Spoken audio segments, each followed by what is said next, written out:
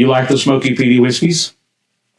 Roger does. I do. She's more on the sweeter, the Roger, side. Yes. you bring your glass. All right. How about we go with a mild? You need to try it. Okay. This is a 21-year-old Springbank. So this was made in about 1968. Okay. Duty-free imports, U.S. forces only. All right. So this particular label is called the Archibald Parchment. There's a 25-year-old and a 20. So Mitchell Archibald was the master distiller. They did the parchment label on it. Looks like parchment. Yeah. So that's the term it was given, is the Archibald Parchment. Roger actually went to Woodworks. He got to actually hand label a bottle. Yeah. Very nice. Yeah, it was quite an experience. That was new to me. I'll give you a little bit. Oh, And try it. Yes. So it's 46% alcohol, exactly the same as the first one we had. Okay. So this is going to be with Springbank. You've got more smoke than peats. Mm-hmm.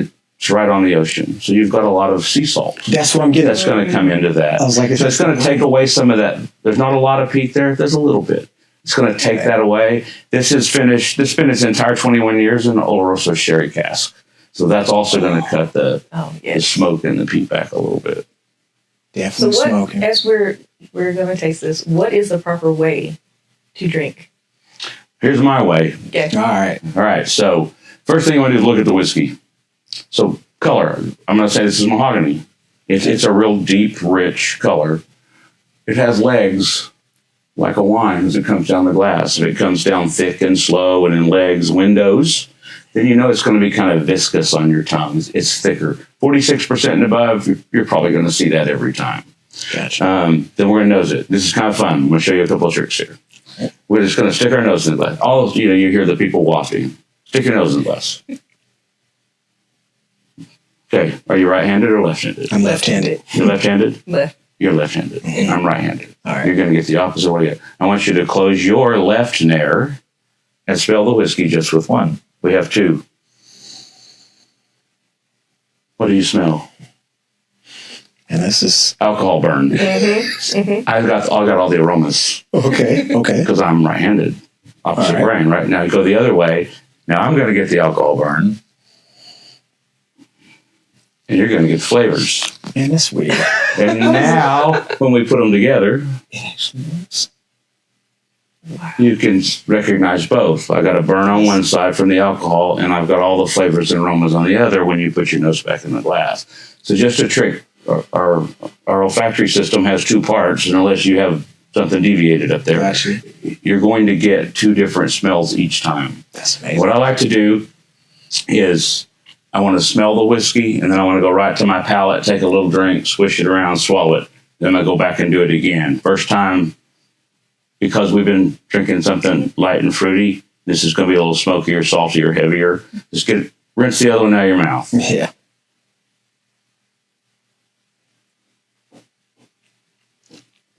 Now let's go back and visit it. Give it a nice nose. This time I got raisins. First time I got some smoke and some peat, but after that taste, I'm getting like ripe raisins. Maybe a little tobacco. It's a balance with the sweet and the smoke. But this sweet, the salt, and the smoke. They're all three there. So now when we taste it, we're going to really get a good taste of it. Let's swish around in your mouth for a second.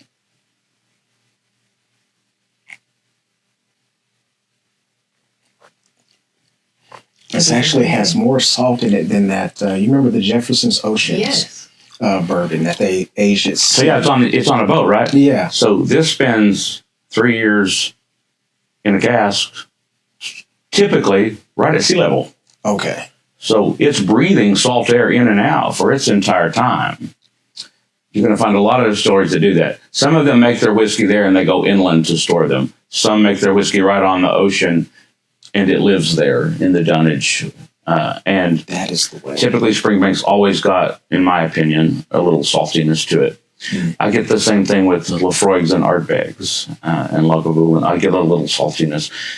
Right there on the Hebrides, they're all at sea level. Great flavor, Great profile. What did you think? This is Palatable for you, Yes. isn't it? So that's why I chose that over. I'm going to take you to the next level in a second. okay. So This is very approachable for something. it is very hard to get because it's so old. One of those rare birds in the world. But an amazing whiskey. And I love sharing it because it's truly unique. It's not your basic Springbank. You spent all that time in an Oloroso sherry cask. And this was actually released somewhere, would it be in the 80s. Okay. So, beautiful whiskey. It is. This is a treat. And that color in that bottle is just beautiful. It's amazing. So This is a just add to glass. are you are you familiar with the term chill filtering? A little bit, Yes. yeah. So in Scotch in particular, bourbons as well, chill filtering is there's conjugars and fats in your whiskey. So it comes out of the barrel. And chill filtering is taking it down to a certain temperature, above freezing, but a certain temperature. And then when those fats come out of solution, running it through a screen or a cheesecloth and taking the fats out of it. Why would you do that? You put this bottle, a clear bottle, on the shelf in a liquor store and it gets cold in there, the whiskey will become cloudy. So it's unappealing to the eye. It doesn't change the taste at all. As soon as it warms back up, they'll go back into solution. So a lot of places will chill filter just for appearance. Okay. There's only two things that you can add to a single malt Scotch once it comes out of the barrel. One thing going in is barley and water and yeast, right? Coming out of the barrel, you can add water to cut it back to proof. And you can add number 6 caramel coloring. And really the only other thing you can do to it would be to chill filter it. Okay. So why number 6 caramel coloring? Let's say, I'm not saying Macallan does it. I'm going to use Macallan as an example. Okay. Your everyday Macallan is a Macallan 12-year-old. Macallan 12-year-old is on the shelf. They make it year after year after year. And let's say you've got 2 years worth on the shelf and they're different colors. Somebody's going to think there's something wrong with one of them, but that's just how people are. Yeah. So if you put caramel coloring in them you can make it consistent. and you do some chill filtering, every bottle looks just alike. They're going to taste pretty much the same anyway. That's the master distiller, the creator's job, tasting all the whiskey and making that blend every year to taste the same. But does it look the same? So Lefroy, they fixed that. They just put in a green bottle. There you go. Green bottle. We don't have to. That's what we're going to try next. Okay. So this is, you asked what my favorite whiskey is. In a category of smoky and peaty whiskeys, this is in a category by itself. Because this falls in my opinion, in the rich and round and smoky and peaty category. This is 30 years in an Oloroso sherry cask. They stopped making this one. They make a new version of it, but it's not the Oloroso sherry cask. When we pour this in a glass, you'll see the color difference in the old and the new. Okay. But the thing I said about phenolic and medicinal smell like a hospital, not this one. Okay. Not this The one. sherry cask totally takes that away. It's like this. We finish this. You can sit here and smell this glass for an hour. It just smells so amazing. This is even more so that way. We love dry downs. Yeah. And We actually brought that up in a previous episode to kind of let it rest after you sip it and go back to it. You can get more notes and stuff that way. Smells so amazing. this is one of my favorite whiskeys, period. I have about 10 or 12 bottles left. These sell for between $1,500 and $2,000. Wow. It's got the price sticker on it when I bought it. See that. $155. Yeah, $155. So I bought that entire case at $155. It's almost like real estate. Like the earlier you start. Yeah, it's true. So look at the color of this. It's very much the color of what we just drank. It is. Oh, that is so rich. Now this is going to have some of that phenol and some smoke and some peat, and it'll be more prevalent than the salt. Yeah, I'm getting a lot more peat here. What you're going to get here is, from this, we got those plum notes from that Palo Cortado sherry. We're going to get the same thing here from the Oloroso sherry. We're going to get chocolates and plums and oranges, but they're very underlying. you have to get past the smoke, the peat, and the salt. Yeah. But it's very subtle in this. A regular Lefroy, you'd already be smelling it, right? Right. But you're not. Yeah. Go to your nose. You smell the phenols now once you put your nose in it. Same color as the last one, mahogany. Little thicker. And less proof, 43%. 43. Well, the last one was 46%. It's like a sweet smoke. It is. So the Oloroso sherry, for 30 years in that cask, all that sweetness comes out. And as it breathes there on the ocean, it's giving up some of its peatiness and smokiness. Oh, So man. great thing we did at Ardbeg one day. We tasted 6 whiskeys that were all put in the cask from the same run on the same day in 1974. And we tasted them in 2014, 40 years later. Mm. All 6 barrels were completely different. Not even close. Straight from the barrel. 6 barrels, barreled the same day from the same run of whiskey. Different warehouses, different levels of the warehouse. Some, might have breathed more in and out than others. Some are in the warehouse, half a mile inland. Others are in the warehouse right on the ocean. It's all right there together. Who knows? But 6 different whiskeys, 6 different colors, 6 different flavors. Same cask, same run. What that really told me was you can never determine what a whiskey's going to taste like. Was the wood different?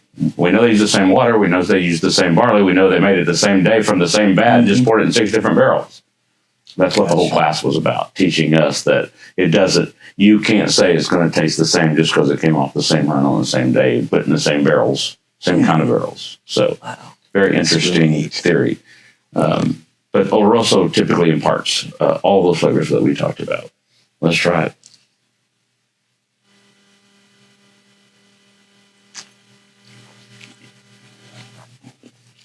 Yeah, the peat's coming. Make you like smoke, won't it? Yeah, this is a different type of smoke here. And when this glass, just the smell. We talk a lot about glassware and having the proper glass. Mm-hmm. So something that's very interesting. There's a glass called the Eisch, E-I-S-C-H. It has a tulip nose. It's a long-stemmed glass.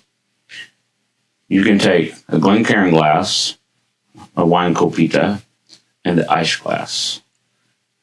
Same whiskey in all 3 glasses are out of the same bottle.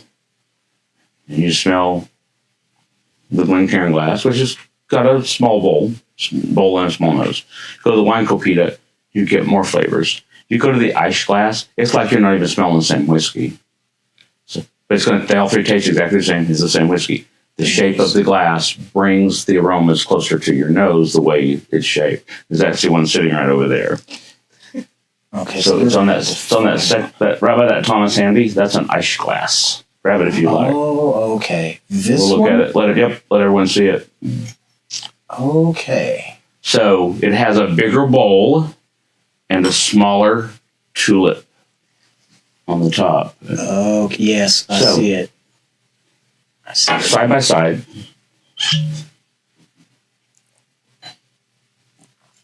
Smell that one first. We are learning today. Yeah. Education, folks. And then smell that one. Yeah, if we only had smell-o-rama. Yeah, if only we had. Oh,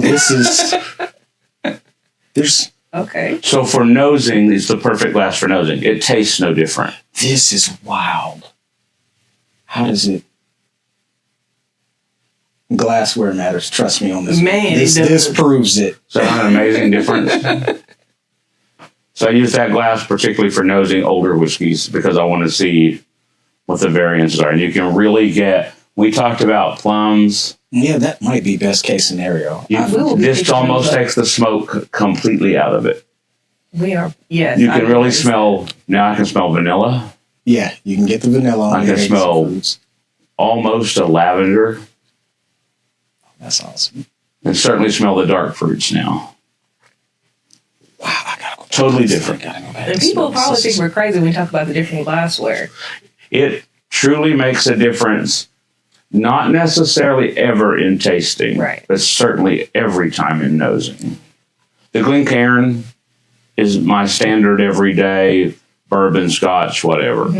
Unless you're having something on the rocks, you're having a bourbon. If you like Weller Special Reserve on a rock, you should drink Weller Special Reserve on a rock. If you like it on the rocks, you should have it on the rocks. Yeah.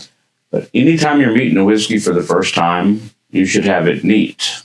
Yeah. Because the ice closes all the flavors down. So at least, so if I'm trying something new, and a bourbon in particular, and I think I may want it on a rock, it's a hot day. Have them bring it to me neat and bring me a rock in a glass, and I'll decide if I want to pour it on there or not. Nice. See, I'm wearing my neat shirt today. I like that. Yes. On our Teespring site or our website, theliquorconnoisseur.com, because a lot of times when I go to a restaurant, I'm like, okay, I want tequila neat. They're like, do you want that dressed? No, I want it naked. Bottle of the glass. Perfect. I love that. Well, you put a hat on it? That's great. So that was the inspiration behind the shirt. It's a little snarky, but it proves a point. Yep. Wow. So, older's not necessarily better. Okay.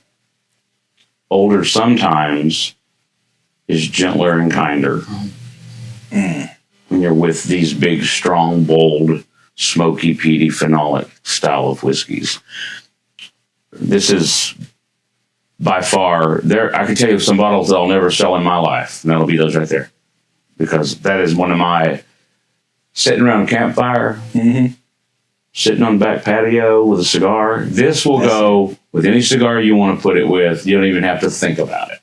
Oh, that is beautiful. We've got an acre where we are, and I can just imagine just sitting out, back. having something like this, you having a cigar, and just kicking back. It's so balanced. This will take a light cigar. This will take a medium cigar. This will take a heavy cigar because it's got the light notes of, I find vanilla and lavender. It's got the medium notes of dark plums and that, like I said earlier, it's a rich and round, smoky, peaty kind of combination. And it's got just enough smoke and peat. It'll take a big cigar. Wow, man. It has a mouthfeel like chocolate almost, like it just coats it. And it's just so, it's viscous. Yes. And that's the term you want to use for that. Viscous. It does it coats your tongue and the side. And when it goes down, so any whiskey, when you drink it, leaves your mouth one of two ways. Dry, or it leaves it coated. This one leaves it coated. Dry, it gets the back of your throat and it's gone. So this is certainly a very viscous, very good mouthfeel, very nice texture, but a great aroma in the nose and a great flavor. It's going to stay with you a while. Yeah. This is one of those that really puts a smile on my face. Like, this is... It's warm. It's just a warm whiskey. Yes. And as a person who was against smoke, I now want the smoke. Now you want to smoke. Not every one of them's going to do you like this. No. You'll have to find... A lot of the big, bold, smoky, peaty whiskeys are just going to be that. Big and bold and peaty. And you love them or hate them. There is no in between. And I truly... This is one that somebody says they don't like smoky peaty that I can pour if I'm willing to open the bottle and let them try something that I know is gentle enough that get past the smoke and the phenol and the emergency